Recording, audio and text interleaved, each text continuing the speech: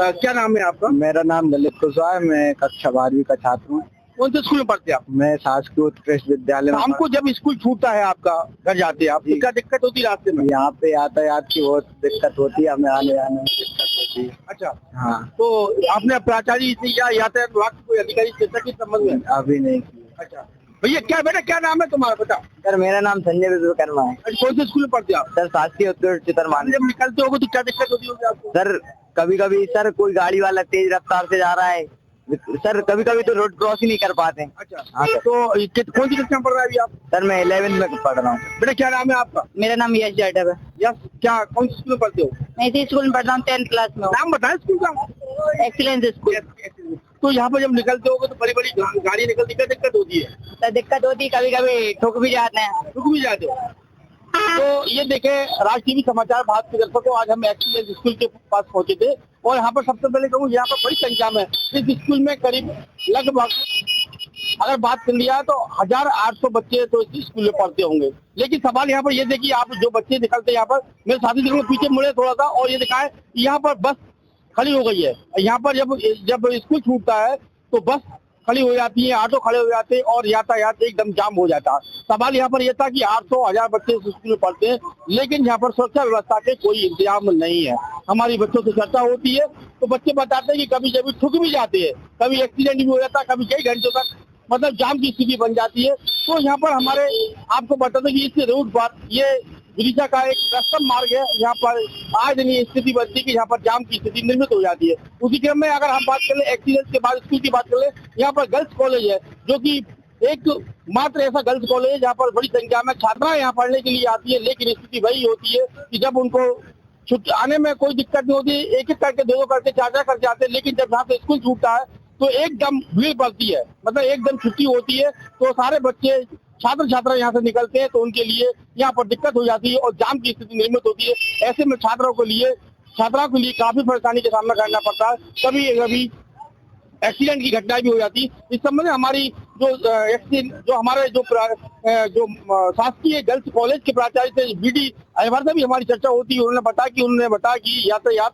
विभाग के लिए उन्होंने पत्र लिखा है, लेकिन अभी तक कोई उस पर किसी प्रकार की कोई कार्रवाई नहीं हुई है, ऐसा उन्होंने बताया था। लेकिन सवाल यहाँ पर यह था कि जब एक्सीलेंस स्कूल के बच्चे हों, चाहे गर्ल्स कॉलेज की छात्राएं हों, जब वो यहाँ से निकलते हैं तो बड़ी संख्या में बड़ी देर तक यहाँ पर जाम की स्थिति निर्मित होती है। तो यहाँ पर एक हमारा यह उद्देश्य था कि यहाँ पर सैकड़ों की संख्या में बच्चे छात्र छात्रा पढ़ने के लिए आती है, उनकी सुरक्षा व्यवस्था पुख्ता होना चाहिए ताकि किसी का चिराग के लिए किसी प्रकार की कोई दिक्कत ना हो, ना किसी बच्चे को चोट लगे और यातायात सुगम हो जाए। क्योंकि जब बच्चे छूटते हैं यहाँ से तो जाम की स्थिति निर्मित होती है। तो यहाँ पर कभी कभी ऐसी स्थिति निर्मित होती है कि यहाँ पर जिला अस्पताल भी है, अटल मेडिकल कॉलेज भी है, तो ऐसे में गंभीर मरीज को भी यहाँ पर आना जाना होता है, उनके लिए कोई किसी प्रकार की कोई दिक्कत ना हो। तो हमारा खबर दिखाने का उद्देश्य बता रहा है कि यातायात विभाग को और यहाँ पर जो जिम्मेदार अधिकारी है उनको इस ओर ध्यान देना चाहिए ताकि किसी प्रकार की कोई अप्रिय घटना घटित ना हो। और जैसे कि कभी एम्बुलेंस से यहाँ पर जो मरीज निकलते हैं उनको भी किसी प्रकार की कोई दिक्कत ना हो, क्योंकि हमने अक्सर देखा है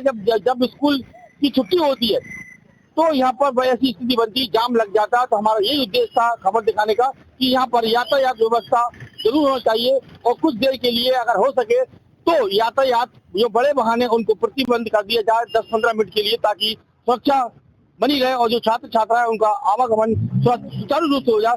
तो ये हमारी खबर की सुरक्षा को लेकर, छात्र छात्राओं को लेकर मैं विदिशा से राज टीवी समाचार भारत के लिए एक्सीलेंस स्कूल के समक्ष से। सर ये कौन सा स्कूल है और कितने लगभग कितने छात्र छात्राएं अध्ययन करते हैं? ये एक्सीलेंस स्कूल विदिशा है, इसमें 1196 छात्र छात्राएं अध्ययन करते हैं। लेकिन सर देखा जाता है कि यहाँ पर आने में तो बच्चों के लिए ठीक है, एक दो करके आते, लेकिन जब उनकी शाम होती है, जाने की बारी आती, छुट्टी होती है, तो बड़ी संख्या में छात्र छात्रा निकलते हैं तो सड़कों एकदम भीड़ की स्थिति हो जाती है, जाम लगता है, कभी अप्रिय घटना घटित होती है। इसके लिए कोई अपन व्यवस्था इसके लिए स्कूल स्तर पर हमने व्यवस्था कर रखी है। एक तो स्कूल की छुट्टी जो है 2 हिस्सों में करते हैं हम। एक 11वीं 12वीं की छुट्टी हम आधा घंटा पहले कर देते हैं और 9वीं 10वीं की छुट्टी आधा घंटा बाद में होती है।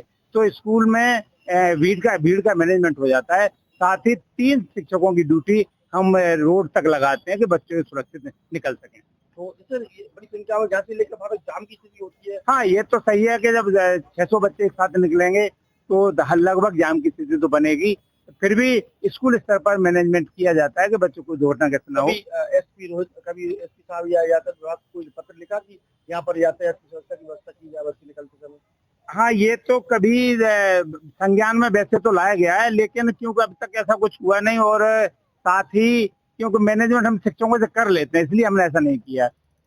वैसे ही विभाग पर बहुत सारे काम होते हैं, तो हमारे शिक्षक उस समय फ्री भी होते हैं, जिन जब छुट्टी हो जाती है तो तो क्या ऐसे में शिक्षक। कोई पत्र लिखेंगे सुरक्षा को लेकर आप? हाँ, अगर मैं लिखूंगा इस पर।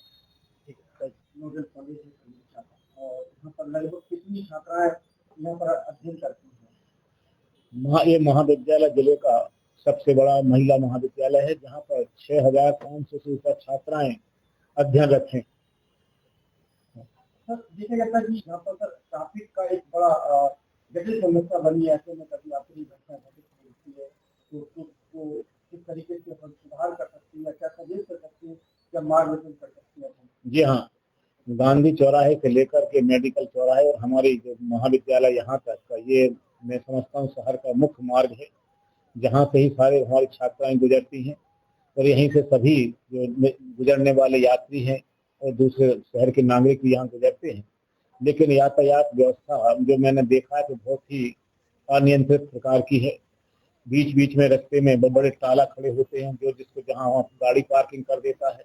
इससे रोड बहुत सकरा हो जाता है, तो रोड सकरे हो जाने से न केवल यात्रियों को, जो पद यात्री होते हैं, उनको चलने में परेशानी होती है, बल्कि साथ ही साथ जो वाहन मालिक हैं, उन वाहन चालक हैं, उनको भी वाहन के संचालन करने में असुविधा का सामना करना पड़ता है। बहुत ही कम स्पीड के साथ वाहन जाते हैं और इसमें दुर्घटना की संभावना हमेशा बनी रहती है। जहाँ तक हमारी बात है कि हमारी छात्राएं भी इसी मार्ग से गुजरती हैं, और क्योंकि यातायात बहुत संकीर्ण है तो कभी भी कोई भी घटना घट सकती है छात्राओं के साथ में। इस व्यवस्था को सुधारने के लिए हम जिला पुलिस अधीक्षक है, जो यहाँ के यातायात थाना प्रभारी हैं, उनको बराबर सतत रूप से संपर्क पत्र लिख रहे हैं कि वो इस तरह की यातायात व्यवस्था करें, ताकि जो हमारे मुख्य समय है, जो हमारा